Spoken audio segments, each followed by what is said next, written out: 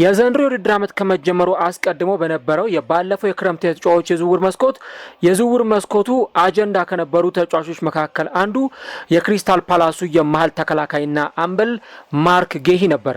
በዚህኛውም የበጋ የተጫዋቾች የዝውውር መስኮት ይህ ተጫዋች ከበርካታ ክለቦች ጋር ስሙ ተያይዞ እየተነሳ ይገኛል። ከዚህ ቀደም ሊቨርፑል ይፈልገው የነበረው ይህ ተጫዋች አሁን ደግሞ በማንቸስተር ሲቲና በአርሰናል ራዳር ውስጥ መግባቱ እየተገለጸ ይገኛል። ተጫዋቹ ኮንትራቱ ሊያበቃ የወራት ጊዜ ብቻ ናቸው የቀሩት።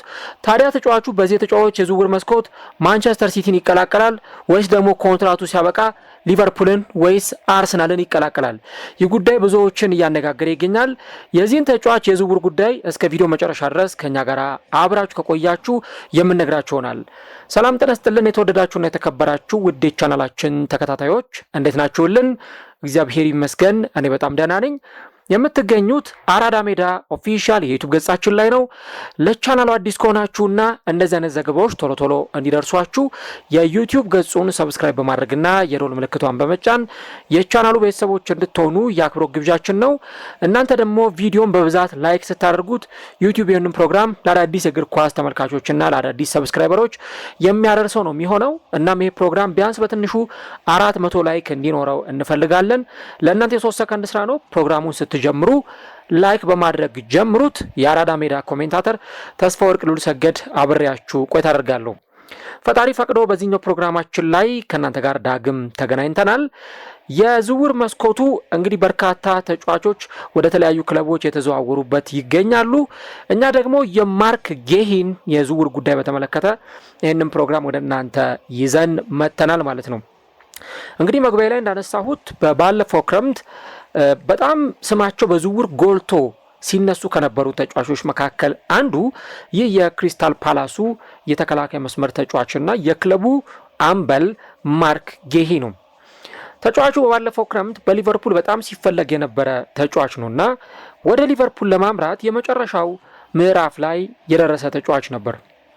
እንደምታስታውሱት የዝውውር መስኮቱ የመዝጊያ ቀን ላይ የቀጥታ ስርጭት ፕሮግራም ነበረኝና እዛ ፕሮግራም ላይ በቃ የተጫዋቹ ዝውውር እንዴት ነው የሚለው ነገር ለሊቨርፑል ደጋፊዎች በጣም አጓጊ ነበር።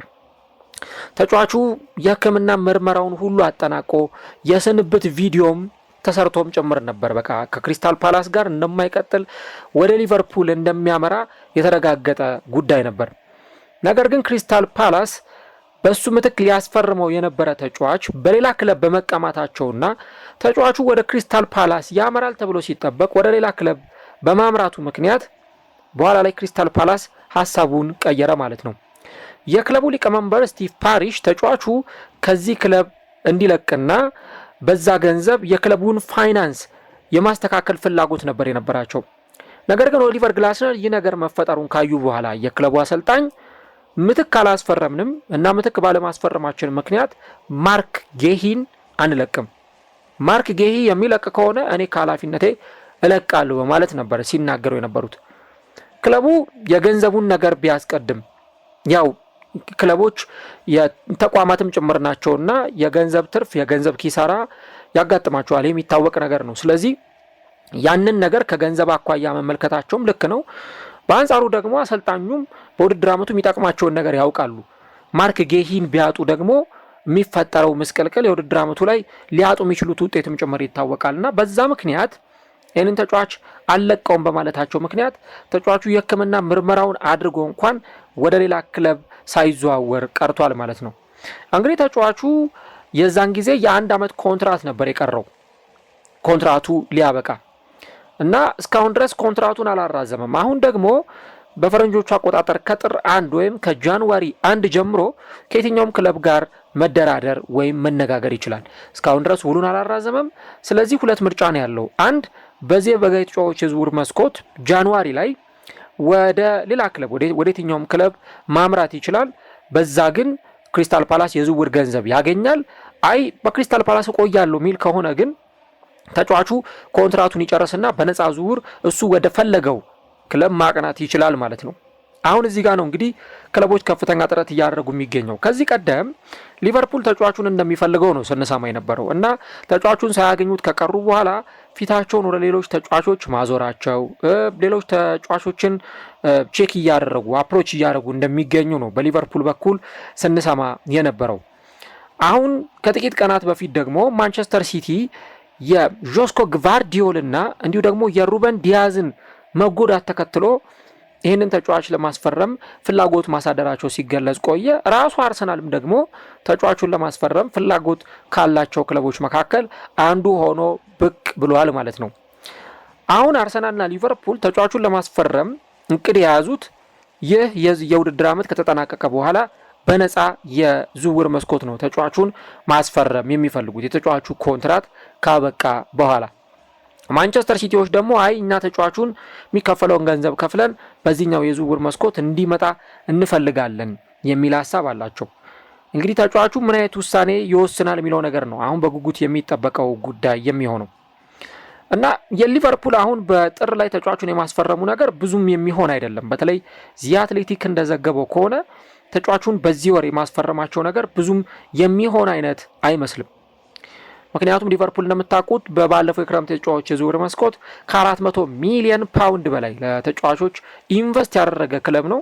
ስለዚህ አሁን በዚህ የጥር ተጫዋቾች የዝውውር መስኮት ሌላ ተጫዋችን ወደ ሌላ ክለብ ባላዘዋወሩበት ወይም ተጫዋች ባልሸጡበት ሁኔታ የትኛውንም ተጫዋች እንደልባቸው መግዛት አይችሉም። ያውም ደግሞ ከፍተኛ ገንዘብ አወጥተው መግዛት የሚችሉበት ሁኔታ ላይ አይገኙም። ገንዘብ በማውጣት ችግር አይኖርባቸውም፣ ግን ደግሞ ህጉ ይይዛቸዋል። የፒኤስአር የፋይናንሻል ፌር ፕሌይ ህግ ይይዛቸዋል። ስለዚህ ተጫዋቹን ለማስፈረም ፍላጎት ያላቸው ቅድም እንዳልኳችሁ ልክ የውድድር ዘመኑ ሲያበቃ በክረምቱ የዝውውር መስኮት ላይ ነው። ኢብራሂማ ኮናቴ እንግዲህ በዚህ ክለብ ይቆያል አይቆየም የሚለው የሚረጋገጠው የውድድር ዓመቱ ካበቃ በኋላ ነው ማለት ነው። በአንጻሩ የአርሰናልንም ጉዳይ ስንመለከት አርሰናልም የተጫዋቹ ፈላጊ ሆኖ መምጣቱ በእርግጥ ብዙዎችን እያነጋገረ ነው የሚገኘው። ምክንያቱም በተከላካይ መስመር ተጫዋቾቹ ላይ በቂ ሪሶርስ ያለው ክለብ ነው። ምናልባትም ከሌሎች ክለቦችም በተሻለ ሁኔታ በውሰቱል ወደ ሌሎች ክለብ ያቀኑትን ዣኩብ ኪቪዮርንና እንዲሁ ደግሞ ኦሌክዛንደር ዜንቼንኮን ሳንጨምር አርሰናል ውስጥ ወደ 7-8 የሚጠጉ የተከላካይ መስመር ተጫዋቾች አሉ። ሳሊባና ማጋሌሽን እናነሳለን፣ ቲምበር፣ ቤን ዋይት፣ ሉዊስ ስኬሊ። ቢያው ሉዊስ ስኬሊን በእርግጥ አርቴታ ከሆነ ጊዜ በኋላ የአማካይ መስመር ተጫዋች አድርጎ ነው ሊጠቀመው የሚችለው። ከዚህ በተጨማሪ ፒየሮ ሂንካፔ፣ ሪካርዶ ካላፊዮሪ በአርሰናል የመከላከል ቦታ ላይ ስማቸው የሚጠቀስ ተጫዋች ነው። ክሪስቲያን ሞስኩዌራንም ሳንዘነጋ ማለት ነው። እና አሁን አርሰናል ያን ያህል የሚያጣድፈው ወይ የሚያስቸኩለው ነገር የለም የተከላካይ መስመር ተጫዋች ለማስፈረም። ያው ጉዳቶች አሉ ይገባኛል፣ እረዳለሁ።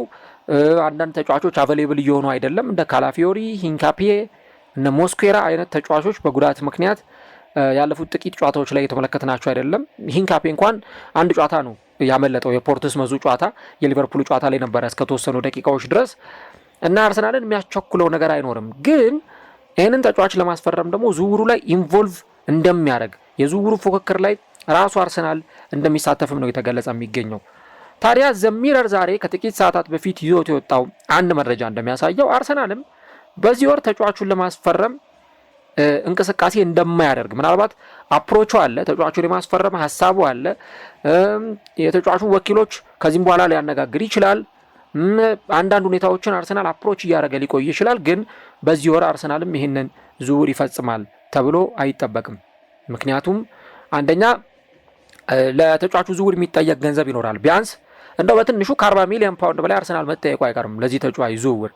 ስለዚህ አርሰናልም ልክ እንደ ሊቨርፑል ሁሉ በባለፈው ክረምት በርካታ ሚሊዮን ፓውንድ አወጥቷል። ቢያንስ ከ250 ሚሊዮን ፓውንድ በላይ ለተጫዋቾች ዝውውር አወጥቷል። ስለዚህ አርሰናልም የፒኤስአር ህግን የፋይናንሻል ፌር ፕሌይ ህግን ላለመጣስ ሲል ያንን ነገር ሆልድ አድርጎ መያዙ የሚቀር አይነት አይደለም። ስለዚህ አርሰናልም ሊቨርፑልም ነገሩን አፕሮች እያደረጉ ይቆያሉ፣ ወይም ደግሞ ሀሳባቸው ላይ ይዘውት አንዳንድ ስራዎችን እየሰሩ ይቆያሉ እንጂ ተጫዋቹን በዚህ ወር የማስፈረም እንቅስቃሴን አያደርጉም። ይልቁንም ግን ማንቸስተር ሲቲ ነው ይህንን ተጫዋች ለማስፈረም በዚህ ወር ከፍተኛ እንቅስቃሴ ያደርጋል ተብሎ የሚጠበቀው እና ምን ያክል ይሳካላቸዋል?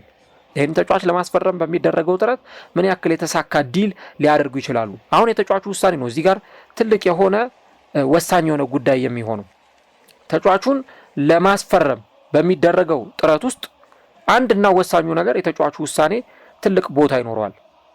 አሁን እየወጡ ያሉ መረጃዎች በተለይ አሁን ትላንትናም ሲወጡ የነበሩ መረጃዎችን ሳይ ነበር፣ ዛሬም የሚወጡ መረጃዎችን ስመለከት ተጫዋቹ በዚህ አመት በክሪስታል ፓላስ ለመቆየት ፍላጎት አለው፣ ከዛ በኋላ ግን ወደ የትኛውም ወደ መረጠው ክለብ የማቅናት ሐሳብ አለው የሚሉ መረጃዎች ናቸው እየወጡ የሚገኙት እና ውሉ ያበቃል፣ ምንም ጥያቄ የለውም። ውሉን የማራዘም ፍላጎት ላይኖረው ይችላል ምናልባት አዲስ ነገር ካልተፈጠረ በስተቀር። ምክንያቱም ተጫዋቹ 25 ዓመቱ ላይ ነው፣ ፕራይም ታይሙ ላይ ነው የሚገኘው። ስለዚህ ኢማጂን አስቡት በዚህ ሰዓት ላይ ክሪስታል ፓላስን በዚህ ሰዓት ለቆ ቢወጣ ምናልባት አንድ ትልቅ ክለብ ሊቀላቀል ይችላል። ግን በክሪስታል ፓላስ ደግሞ መቆየት ከዚህ በኋላ የኬሪየሩ የተጫዋቹ ግብ አይሆንም።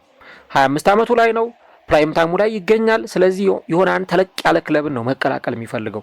ለዚህ ደግሞ እንደ ሊቨርፑል፣ አርሰናል፣ ማንቸስተር ሲቲ ያሉ ቡድኖች ተመራጭ ሊሆኑ ይችላሉ እና በነፃነት የፈለገውን ክለብ እንዲቀላቀል ይሄን አመት በክሪስታል ፓላስ ቆይቶ ከዛ ግን የተሻለውን ክለብ ሊመርጥ እንደሚችል ነው የተገለጸ የሚገኘውና ቤን ጃኮብስ እንግዲህ በዝውውር ረገድ በጣም ታማኝ ከሚባሉ ጋዜጠኞች መካከል አንዱ ነው።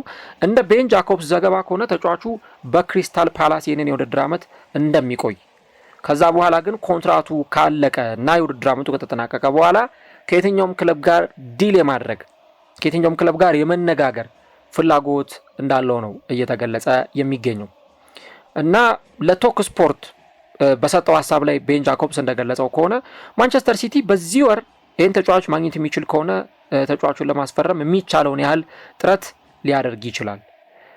ከዚህ በተጨማሪ ግን ክሪስታል ፓላስ ደግሞ ተጫዋቹ በዚህ ወር የሚወጣ ከሆነ ለተጫዋቹ ዝውውር የሚጠይቀው ገንዘብ መኖሩ አይቀርም።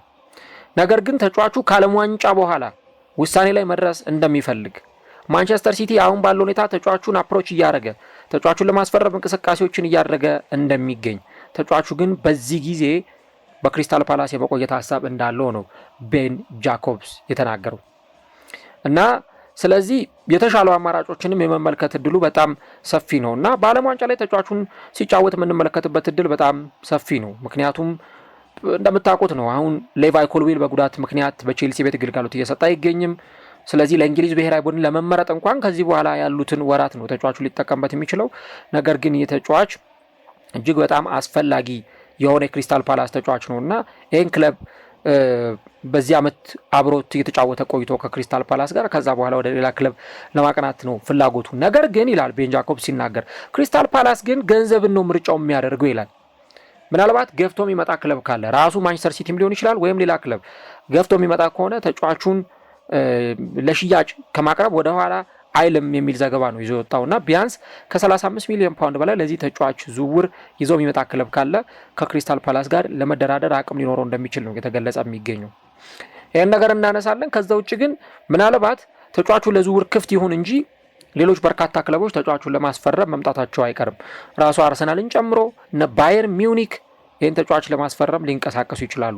አሁን ትልቁ ጉዳይ ሊሆን የሚችለው ተጫዋቹ በዚህ በበጋው ተጫዋቾች የዝውውር መስኮት ጃንዋሪ ላይ ይህንን ክለብ ይቀላቀላል ወይስ ደግሞ የውድድር ዓመቱ እስከሚያበቃ ጠብቆ ከዛ በኋላ እሱ ወደ መረጠው ክለብ ሊቨርፑል ሊሆን ይችላል፣ ማንቸስተር ሲቲ ሊሆን ይችላል፣ አርሰናል ሊሆን ይችላል ወደ መረጠው ክለብ ለመቀላቀል ከውሳኔ ላይ ሊደርስ ይችላሉ። ትልቁ ጉዳይ የሚሆነውና ያን ነገር እንግዲህ እንመለከተዋለን። አርሰናል ተጫዋቹን የፈለገበት የራሱ የሆነ ምክንያት አለው። ተጫዋቹ በፕሪሚየር ሊግ ልምድ ያለው ተጫዋች ነው። የመሪነት አቅሙ እና ደግሞ በብሔራዊ ቡድን የሚሰጠውም ግልጋሎት በጣም በጣም ከፍተኛ ነው እና በአርሰናል የመከላከል ቦታ ላይ ትልቅ ሚና እንዲወጣላቸው አርሰናሎችም ይፈልጋሉ። ስለዚህ እንግዲህ የተጫዋቹን ጉዳይ በተመለከተ እስከ ውድድር ዓመቱ መጨረሻ ድረስ ይቆይ ወይስ ደግሞ አሁን ክሪስታል ፓላስን ለቆ ወደ ሌላ ክለብ ያምራ ነው? ለዚህ ደግሞ ማንቸስተር ሲቲ ነው ተመራጭ ሊሆን የሚችለው። ምን አይነት ውሳኔ ላይ ተጫዋቹ ይደርሳል? እናንተ ስለ ተጫዋቹ ኬሪየር የትኛውን ክለብ ቢቀላቀል የተሻለ ነው ብላችሁ ታስባላችሁ? ይህን ጉዳይ ኮሜንት ላይ የገባችሁ ሀሳቦቻችሁን ልትገልጹልን ልጽፉልን ትችላላችሁ። የማርክ ጌይ ጉዳይ አሁንም በስፋት የተነሳ ይገኛል። የትኛውን ክለብ እንደሚቀላቀልና የትኛውን ውሳኔ እንደሚወስን እንግዲህ ቀጣዮቹ ጊዜያት ላይ አብረን የምንመለከተው ጉዳይ ይሆናል።